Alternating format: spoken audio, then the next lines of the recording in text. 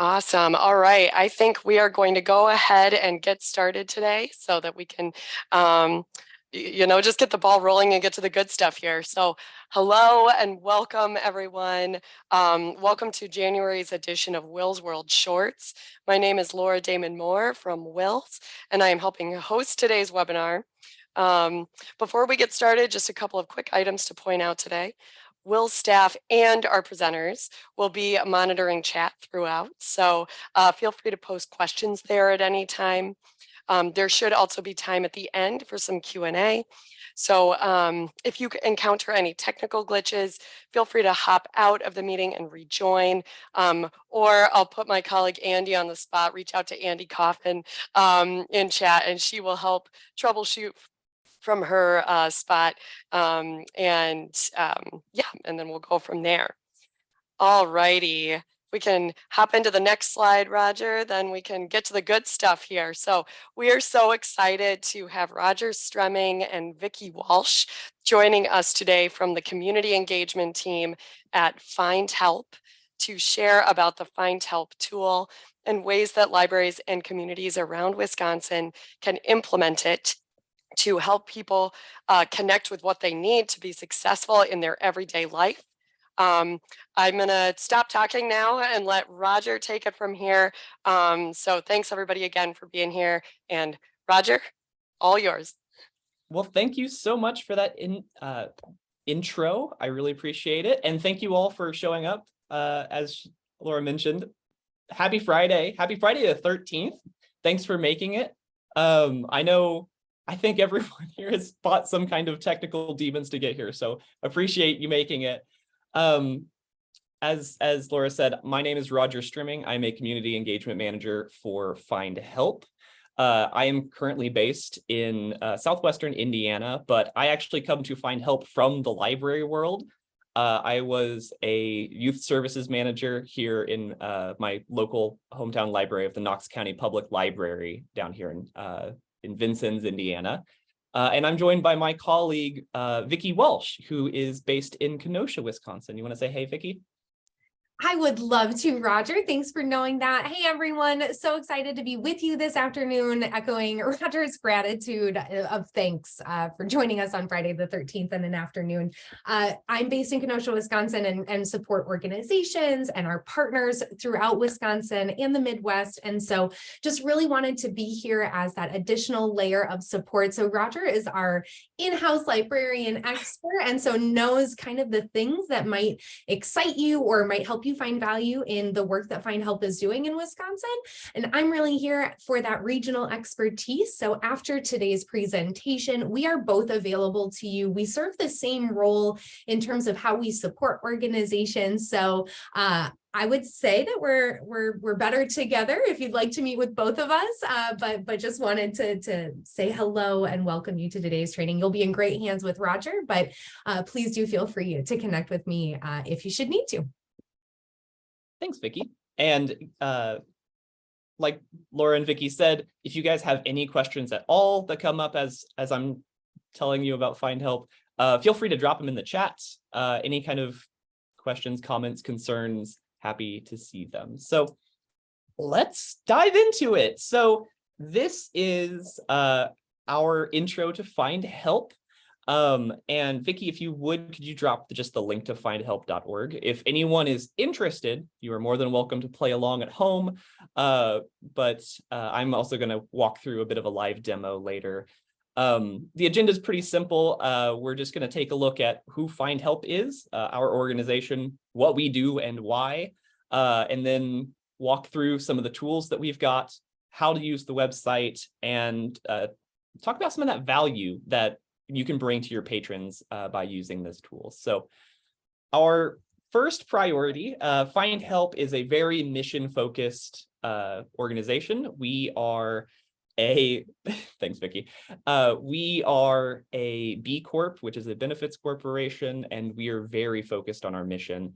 And that is to connect all people in need with the programs that serve them with dignity and ease. And that's all well and good, but what does that mean, right? And in working terms, that means that we see this work that we do as building a safety net where everyone who needs help gets help. And at our core, we believe that people who are in need of assistance should be able to quickly find and apply for social care, and that they deserve the dignity of a quick answer. So, yes, you're eligible, we can help you, or no, sorry, you need to apply somewhere else, right? And we approach that in a number of ways that we'll kind of talk about. But this idea comes out of the idea that it's too hard to navigate the system.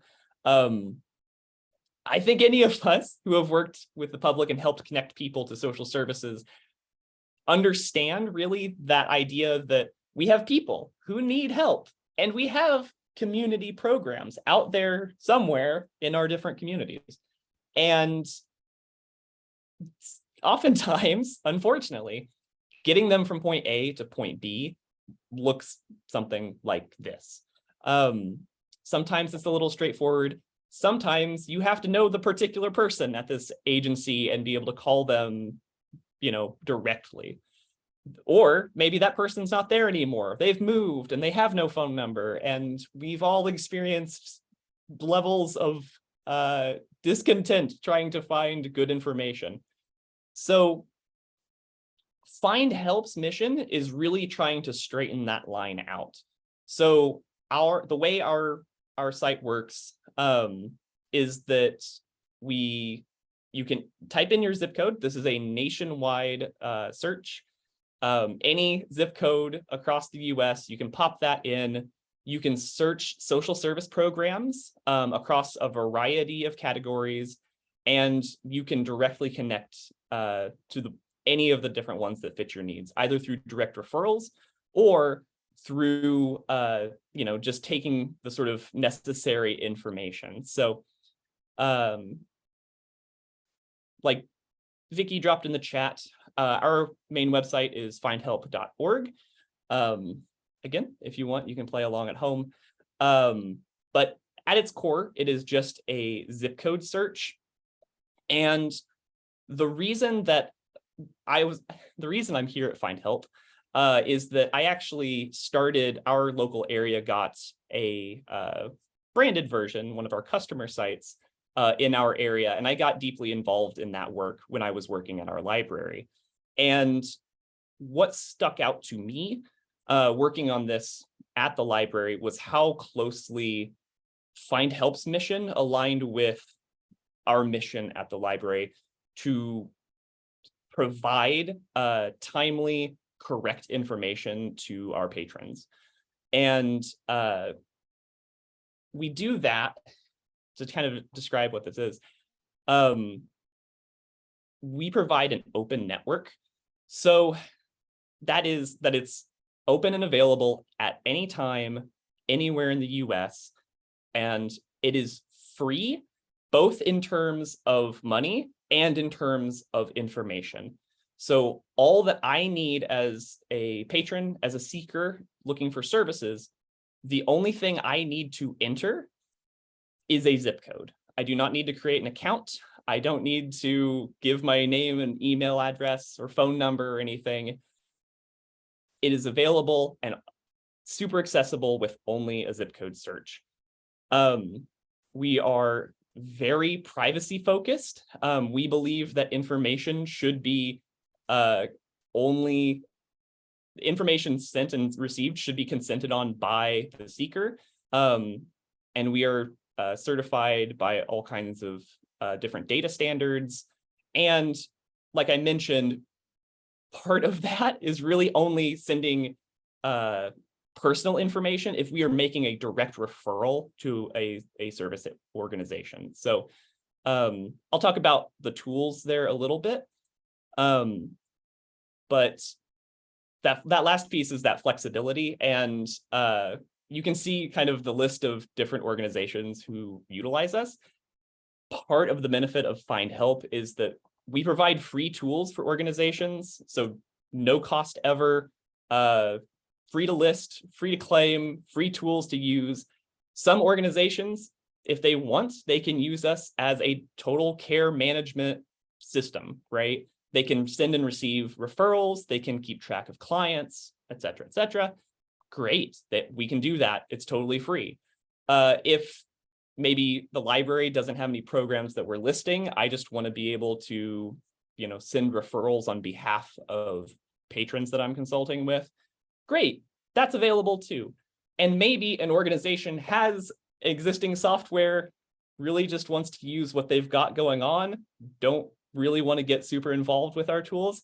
That's also okay. They can just claim, make sure the information is correct, and direct emails where they need to go, right? So if it's like an info at sort of thing, we don't make CBOs sign contracts. We don't make them, use all of our tools all of the time. We fit the community organizations where they're at, and try to build what into their workflow in the way that it needs, right? Without having to reinvent the wheel. So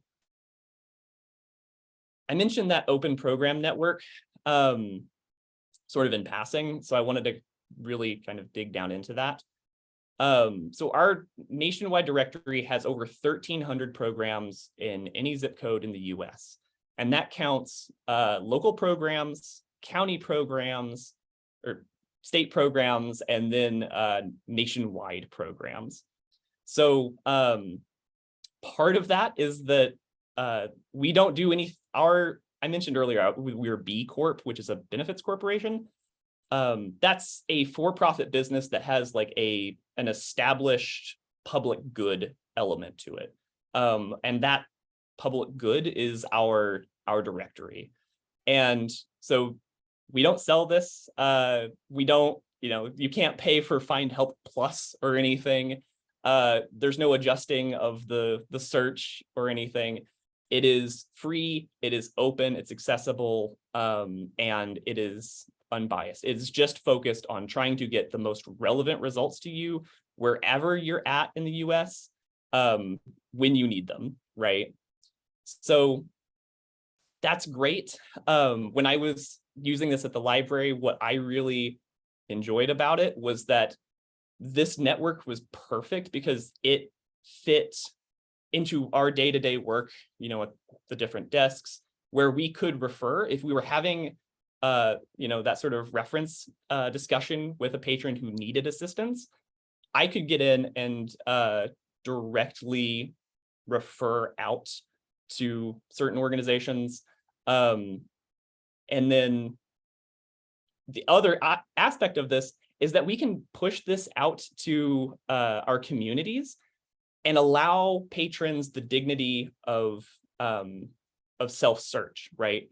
So if we have people who might not feel comfortable talking to someone about the needs that they have, they can self-search, they can find information on their own, all free, all anonymous, on any device, right? Wherever they're at. So I see, Barbara, I see your questions. Let me get through these two and then we can have a deeper dive into that. So I wanted to just briefly, before we kind of paused for questions. Oh, thanks, Vicky.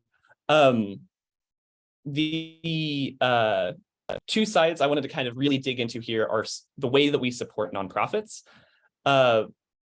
We feel that nonprofits have that unbiased ability to serve people in their communities. And so, like I've discussed, the way Findhelp supports them tries to be that sort of unbiased, no cost ever for CBOs in a community, no contracts ever for CBOs, no expectation of use. We really want this to be a directory, and we provide the tools and want CBOs to get involved, but we don't put any sort of like pressure or like expectations on them to utilize it. And then a lot of our tools that we'll talk about later, that I've mentioned a few times, are sort of about that client coordination, as far as like a little more care management where organizations can see referrals coming in. They can manage if they are making direct referrals out to other organizations. And that is kept private and secure. The data security is, I think Vicky sent another link to it to kind of explain all of that if you're interested. But the summary is that basically, if I'm helping a patron at the front desk, the people who, and I'm sending a referral out to a community organization, the people sort of in the loop on that referral are me, because I made the referral, the person being referred, and the organization it's going to. So we feel that, and then if the seeker, the patron wants to get have that shared, that's they have to give consent to individual organizations to kind of loop them in. And then we believe that nonprofits should be able to easily see their outcomes, be able to see what's going on. We have the ability to look at trends in different areas. What are people searching for, right? Not just to see the help that they're providing, but in addition, being able to better see the gaps in their community's coverage. So that kind of leads us to the library section. You all are the absolute navigational cornerstones. And you need that. People come to us based on providing that accurate information, right? It's timely, it's accurate. I see that the update schedule, part of that is the way that we handle updates. So in-house, we have a curation team. It's about 1/3 of our total company size. And so it's them keeping track of it. The update schedule is, I think, every like 6 months. However, it is also kept up to date by the organizations themselves. After they claim, they can obviously update their information. But it's also, I'll show you, we also have the suggest feature where we keep things up to date by anyone who is searching. So there is a way that you can actually suggest changes on literally any program. And I can vouch it works. And I did it working at the library when I would refer someone out to an organization and I would hear back, hey, sorry, they changed their hours, or, they changed locations. This food pantry isn't open anymore. We're able to directly, anyone in the community who is searching can make that suggestion. And then that's followed up on by directly by our curation team. So, and then like I mentioned before, Findhelp as a library reference tool works not just as that sort of one-on-one direct reference tool, but it also is a way to sort of divert some of those questions that you might get at the desk, as well as prompt people to seek when they might not ask the desk those questions, right? They might need help, but they might not feel comfortable seeking help, when they have to talk to someone directly. This allows them the privacy to seek on their own time, whether that's on their own device, whether it's on a library computer. They can have that privacy. And then obviously just to really deepen those bonds by connecting by different organizations in the community. Yeah. Vicky, did you want to say anything? Because we'll take a quick pause there. We'll Yeah, answer, I've been able to, as Roger's been presenting, I've been able to kind of dig and provide some links and some clarity. So Barbara, really appreciate your questions specifically around the AIRS certification. I've actually got some quick pings and chats out to my team. That is something that I'm chatting with my colleagues we should be, but I want to get confirmation before giving you a false answer. But I really did want to just take a quick second to address that 2-on-1 question, because we get it all the time. And so we at Findhelp really do believe that our relationship with 211 is complementary, that we work better together. There are certain things that 211 does, especially their call line, that we will never offer at Findhelp. We want to stay in our lane, and we really want to let the people who are trained and the experts at that work continue to do that work. And we really do believe that there are enough, there's enough sand at the beach is what I always say. So no matter how people are finding help, that they're finding help is the goal and the objective. And so we definitely don't see it as adversarial or competitive, but some of those things that are different is that we have the ability for that self-navigation, as well as a closed loop referral process. So if programs, and Roger will demonstrate all of this. So where Findhelp is different is that ability to connect directly with organizations who are participating in the Findhelp network. So thousands across the state. And so that is not something that's currently available at through 211. So we definitely have a couple of examples of partnerships. We are partnering very closely with a couple of 211s across Wisconsin, specifically our Great Rivers 211 over in the La Crosse area. And so in our partnership with Gunderson, so some of the things that includes is like data exchanges and making sure that we're sharing that information. So we are different, and I am going to go ahead and share a quick, another quick link in the chat if you'd like to learn more, and please let us know if you have any questions. Cool. Thank you so much, Vicki. Thank you. Oh, yeah, thanks, Barbara. I hope did that kind of give you a good answer, Barbara? It did. Thank you. You're welcome. We're not competing. I guess we're coexisting. Yeah, we're friends. We're working in the same space, but yeah, we're definitely friends. And as a helpful way to think about it, Findhelp. So we have our that link is really cool. But the Findhelp has this sort of idea called the no wrong door policy. We have findhelp.org, which is sort of the mothership. But one way we work with a lot of customers, usually in the healthcare space, but we have all kinds of people all over. So the way this works is we don't sell anything about this network. It is all free all the time, no cost, no issues there.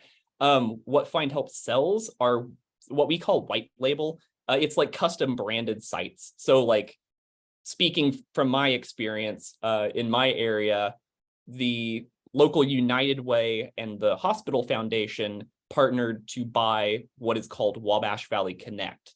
And so that's like a custom website URL, and they can make it look a little bit different, kind of highlight certain things that are important in our area, but all of the network is the exact same, right? All of the responses, like when you search for something, all of the results are visible on that site, on findhelp.org, on any site we access, because it's all based on the same network. So I hope that helps kind of explain how this looks. And the no wrong door idea is just that we want people to be able to hear about any of these ways to get help and to get help, right? It doesn't matter what door they go in. There's no wrong door. You just get in the house, right? Okay, so this is the fun part. Yay! So that was a little bit of background. That's who we are. That's what we do. What I'm going to switch over to now is just a really quick demo of our live site. So can you guys see findhelp.org? Want to make sure my screen. Can confirm, bud. Okay, cool. Listen, it is Friday the 13th and it is Zoom, so I wanted to verify. So a couple of things to note. Again, this is findhelp.org. Our main thing here is this zip code search. And again, this is going to be how we look up services. I don't need to create an account. I don't need to give any kind of other information. I just need that zip code. Also, a special shout out, to this crisis info. We do have some searches people who are coming here looking for crisis info, and we do direct them to 988 because Findhelp is great for a lot of situations, but something like a tool like 988 is, or the other, it's so much better than looking at a list of results, to be able to talk to someone. So we do try to direct out to more direct services like that. Couple of notes. I'll talk about, we do have an account creation, I almost said policy. That's Friday, guys. You can create an account, and the way I kind of view this is, if you are in a situation, if your library is going to be directly working with patrons and referring them out to places, it might be worth it to create an account either for yourself or for the staff. There's some use cases we can get into. You can also select, it's something like over 100 languages. I don't know, Vicky, if you have that exact number, but it's like 115 languages that the whole site can get translated into. We also, I'll talk about it a little bit later, but on the footer of every page, we also have the ability, it's Google powered, cool. We also have the ability to suggest and claim programs from the footer of every page. So we'll talk about that here in just a minute. So I am going to do a search, and Vicky has told me that lacrosse is super cool. So you type in the zip code, and this is what the results look like. So you can see there's over 2,100 programs. Like I mentioned, that is a combination of local programs, state programs, and national programs.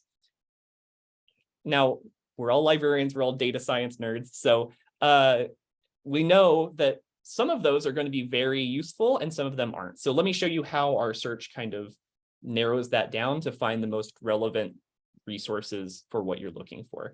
So from here, if I'm looking for something in particular, I can actually type that into this box. And, if I'm looking for food pantry, I can type that. I could type food if I wanted. If I wanted to browse a little bit, like I'm not super sure what I need, I just know that I'm going to be short on food this month and I need a little bit of help. Each one of these on our little navigation bar have a drop down, and you can see each one of these subheadings has even more like very specific tags. So, like help pay for food has government benefits. Housing, you can see like help pay for housing includes help pay for internet, help pay for utilities, all of that kind of stuff. You can see that it's broken down a little bit. For any, I don't know if there's any catalogers in the audience, but we do have a taxonomy of that broken down. So I'm actually going to go to food pantry to start with and show you guys what this result list looks like. So you can see we get a lot of things here. Each one of these boxes is what we call a program listing. So each one of these is going to be a unique program. Each one has the name and each one has the organization that puts it on, right, that runs it. So you can see her Place of Grace. It's running a food pantry. It was last reviewed on January 8th. Super cool. You can see the services that it offers: emergency food, food pantry, meals, and you can see the people that it helps, right? So if there are any specific eligibility, maybe, if we're looking at emergency housing, is it a men's home? Is it a women and families home? Like who are they serving? Fortunately, this food pantry is anyone, all ages, families, individuals.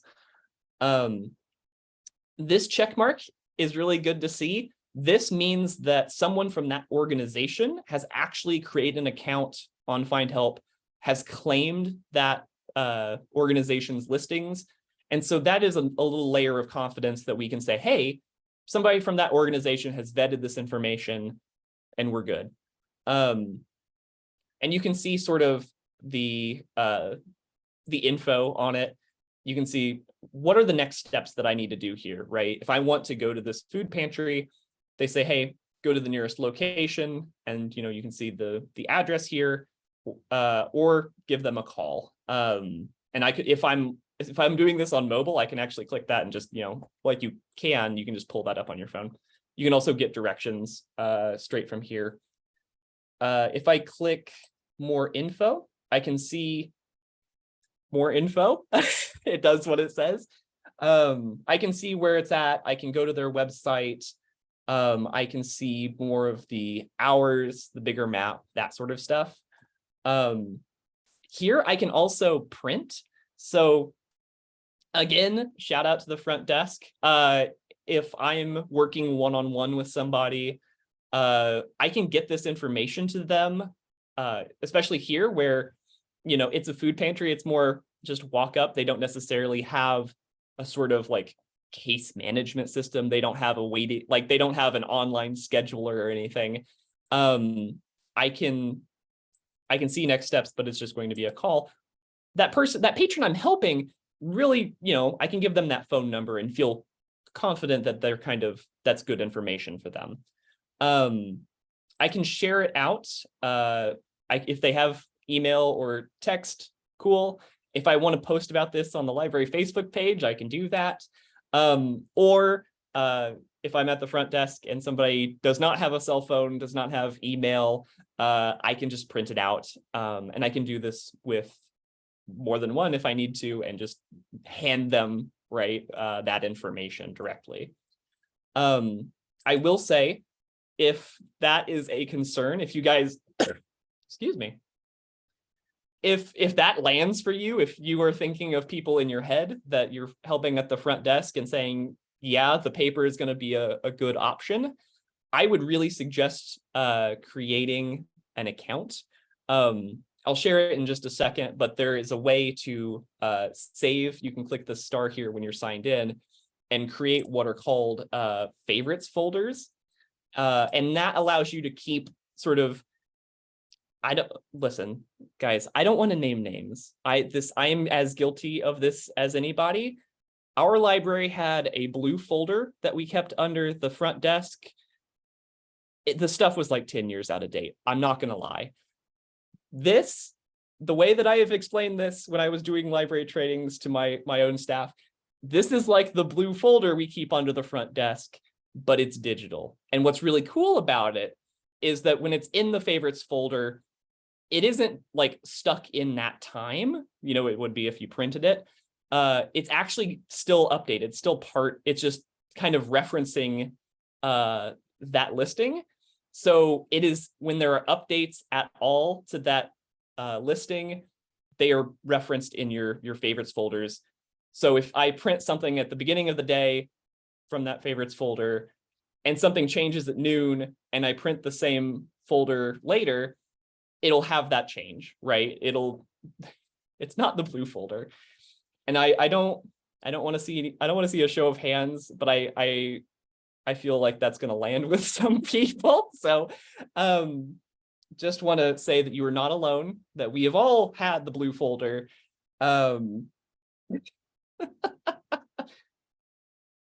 as you scroll down, you can kind of see there are multiple options here. It's not just, we have the one food pantry. You can scroll down and see the various different organizations that are offering similar. All of these will be food pantries, since that's what I looked.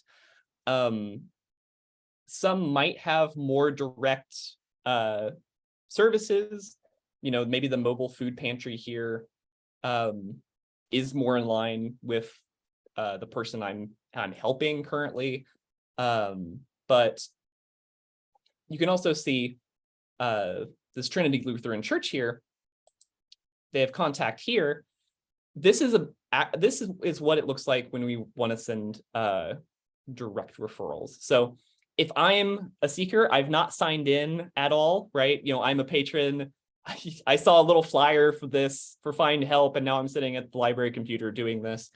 I can click this, and they have it set up, and you can see that they're claimed. So for us, we know that this is going to go to somewhere that they are aware of, an email that they're going to check. And it's a super simple little box: first name, last name, some kind of email address or phone, best way to reach you. They can add a comment and the consent there. So this is what it looks like if a patron were to go through here and directly contact one of these organizations. But again, the flexibility is here for organizations like this church. They have an email that they check for this sort of thing, so they can set it up so that referrals come directly to them where they're already checking. If these other food pantries don't have something set up, they can just tell people, hey, these are our hours, just give us a call, right? And we really, both are totally okay. So I'm gonna grab a drink of water real quick. My throat's getting a little scratchy. Any questions around the basic search? We'll dive a little bit deeper into it since we've got a little bit of time.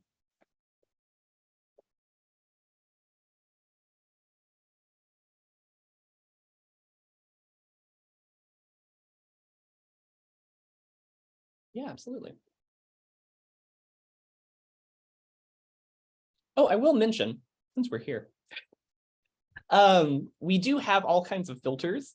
So you can filter it in a few different ways. You can filter by the person you're helping. So, if I have a senior, if I have a young adult, I can search that. If they have certain disabilities, are they unemployed?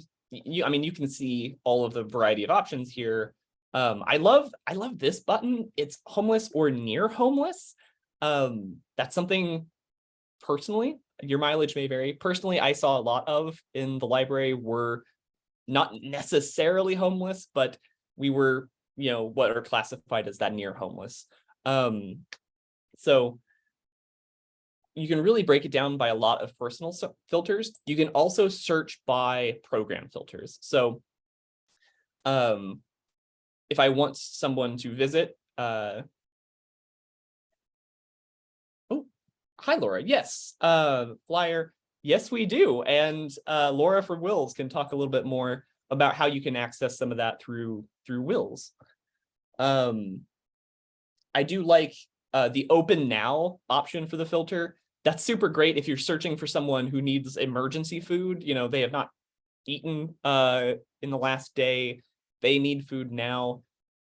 Having this many programs to kind of choose from is great, but in an emergency situation, you want to filter by, who can I send someone to that's open right now. So, we can see the Salvation Army is open. We could give them a call, set something up. So,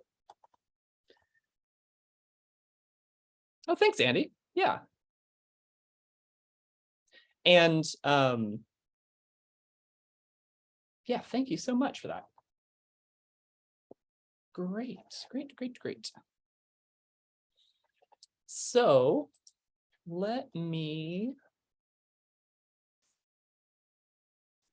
show you guys how to suggest programs. I'll talk a little bit about, I mentioned them earlier, down here at the bottom of every page, we have a suggest program button and we have claim programs.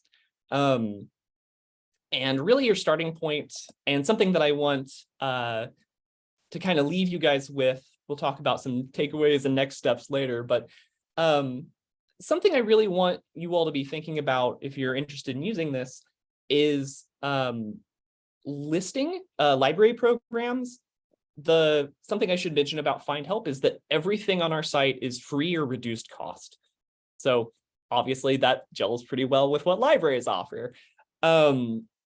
You can, if you have, a library help desk, if you have any kind of social help, like social navigators in working in the library as part of your staff, or even, working with other agencies to provide, all of that can be listed.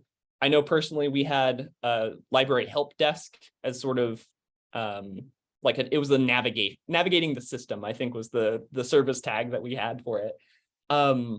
Any sort of like job trainings you all do on a like regular recurring basis, right?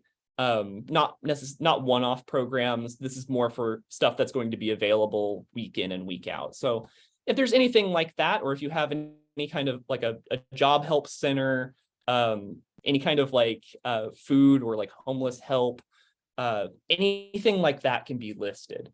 And don't tell the curation team this, but I will say, if you're on the fence, if you're like, hey, I have a cool program that I'm not really sure if it fits, but it's something we do all the time, I would say suggest it, because it gets looked at by real humans at Findhelp, and they can talk to you about it, and they can say like, sorry, this isn't really what we don't necessarily list these, but maybe we could do it this way, blah, blah, blah. I would say oversuggest. Do not tell the curation team that. They will come for my skin. And to suggest a program, to show you how to oversuggest, you can enter a program name. Usually I do, as a demo, just something really simple. What state does it serve? Wisconsin. That's North Dakota. That's cool that I hit enter and it clicked North Dakota. If there's a phone number, a website that you have, and then search. So it's going to try to find what you're looking for, right? So I searched church food pantry in Wisconsin. And the closest thing it could come up with was this soup kitchen, right? And it's listed, great. If that's what I'm looking for, I can click that, I can see that info, I can claim that. If that's not what I'm looking for, I can go to this bottom section here, fill out this information, say I work here, or if this is another way you guys can use this is if you know of resources in your community that, I mean, we all know of like some mom and pop operation. A lot of church pantries are very small, volunteer run organizations, often run out of basements of churches, that sort of thing. If you know of some of those that you might not, that if you look on here and you don't see them, please suggest them. You all are our local experts. That's where this information comes from. And just provide as much information as you can. If this is a program for the library, you can say I work here. That actually helps, that allows you to claim that program, so that way you're in control of that information. You can update it as you need to, that sort of thing. But if it's a community organization, you don't have to mark that, right? And it just gets suggested to be added to the network. So that is how you can suggest more programs. And that's one of the ways that our, talking about that sort of network veracity, right? The truthfulness, the up-to-date network happens is by people suggesting programs, community members suggesting programs. And the other part of that is to claim programs. So what you can do is click that claim button. There is a link. If you want, I can drop that here. That's also a good link to have. And it works very similar. You can say, hey, what agency do you work for? It's going to say, I'll do mine. And you can see, again, in a similar way to the way the suggest a program works, it's going to try to find the closest response, right? So, hey, you have all of these food pantries in that zip code. Is that what you're talking about? You can see there's a lot of both. Food pantry is very vague. So please, if you can, be more specific than food pantry. You can suggest adding it down at the bottom if none of these match what you're doing. But what's really nice is if, let's say you work at the Salvation Army here in Vincennes, you can hit claim. That'll prompt you, if you already have a Findhelp account, you can enter that information, you're good to go. If you don't have an account already, it'll prompt you to create an account.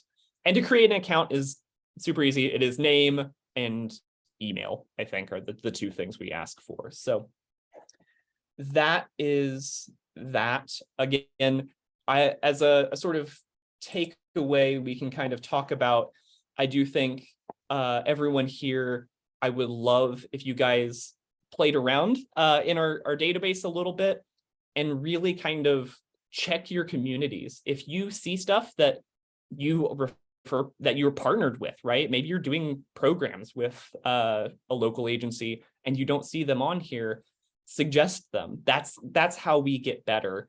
And that's how more people get help. So definitely recommend that. If any libraries have programs that service any of these sort of categories, highly recommend adding them as well. And yeah, I'll hop back over to the last couple of slides here. Oh, thanks for coming, Chris. Anybody have any questions, comments, and concerns before we kind of start finishing out?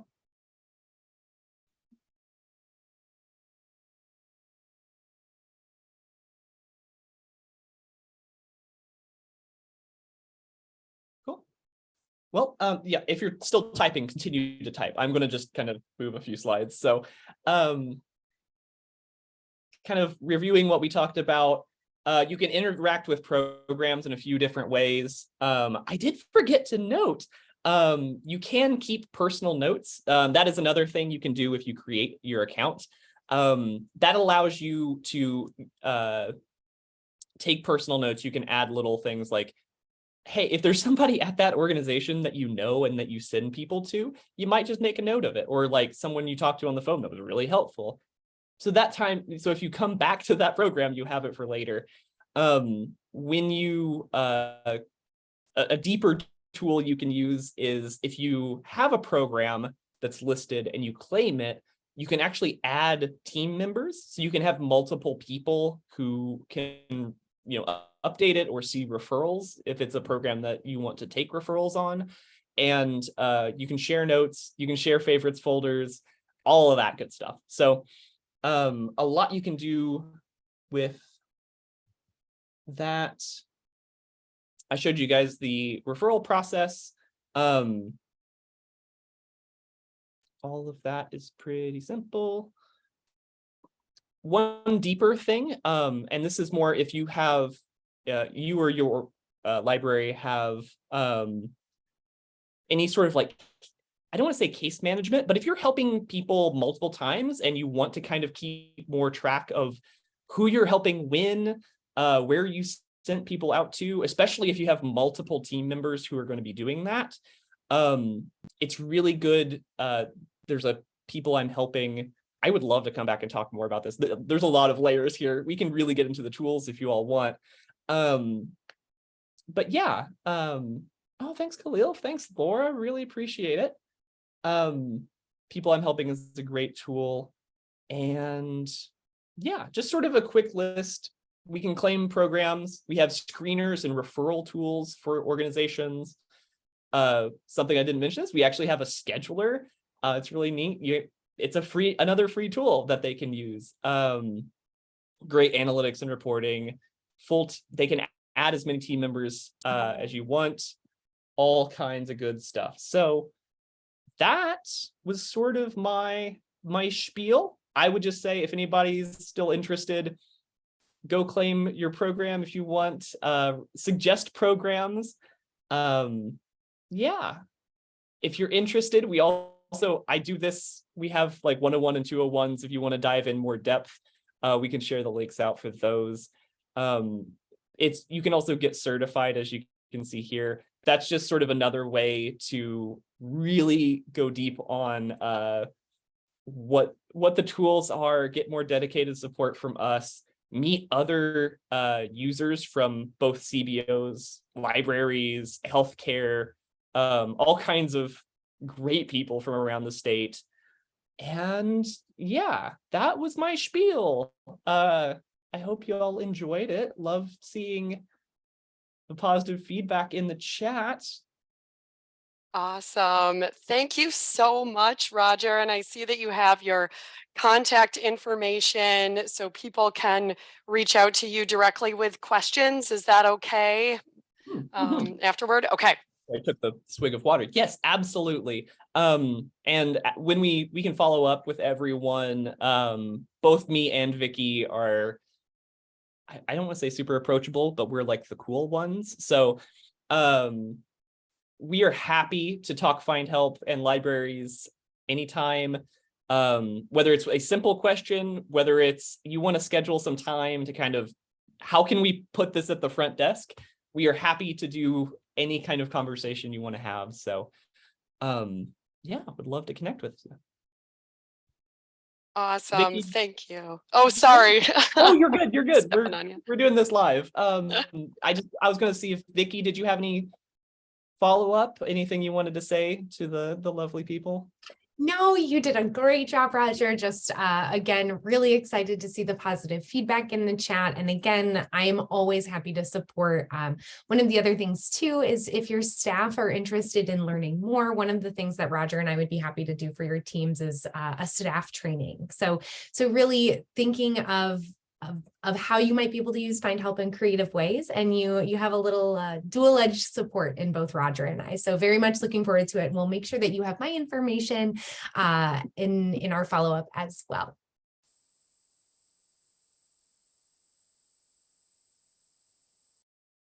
Excellent. Well, thank you, everybody. I did also just want to, Andy posted this link to a resource page that is available on WiLS website. Roger and Vicky and other folks at Findhelp really did a fabulous job of putting together some sort of library-specific, library-friendly templates. So flyers, postcards, both in English and in Spanish. Those are available for download and printing from the WiLS website. So that is yeah, just really great. Those are available for you to use in your library, and then, to share with staff and colleagues, and also to share with patrons about this tool if they want to do that seeking on their own. So yeah, we do have a few minutes at the very end here. If you have to leave, please feel free to do that. But if there are any questions, we do have some time for that. So feel free to post them in the chat, or raise your hand using the raise hand function in Zoom, and we will move through those. Yeah, and just thank you all for your participation today.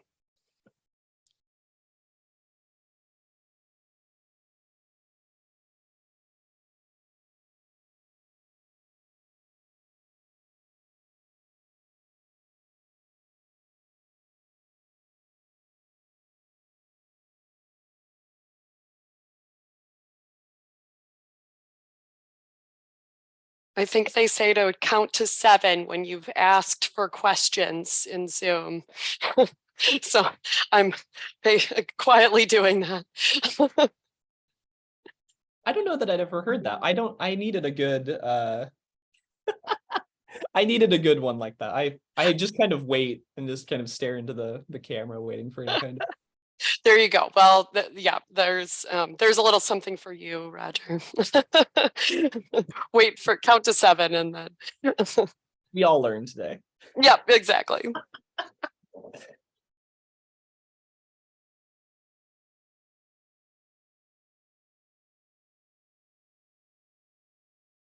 Awesome. All right. Well, I'm not seeing any questions. If something does come up, feel free to chime in the next couple minutes here.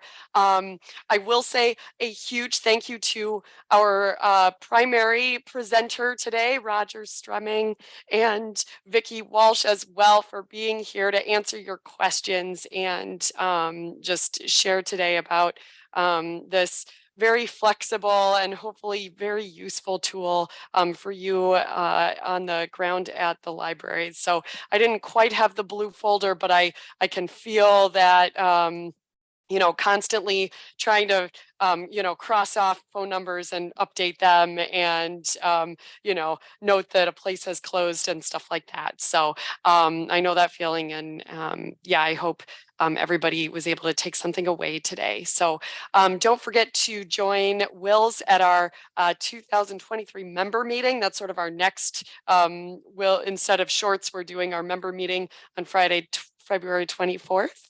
And yeah, we really appreciate all of you being here. We will share a recording after this webinar so that you have the information and can share it widely if you would like. And then make sure to follow up with WiLS or with folks from Findhelp if you have any questions. So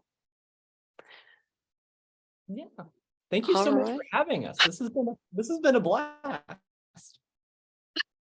So glad to hear it. Yeah, thank you again. Yeah, have a really wonderful rest of your day, everybody. And we will conclude here, and we will see you next time. Thanks, everyone.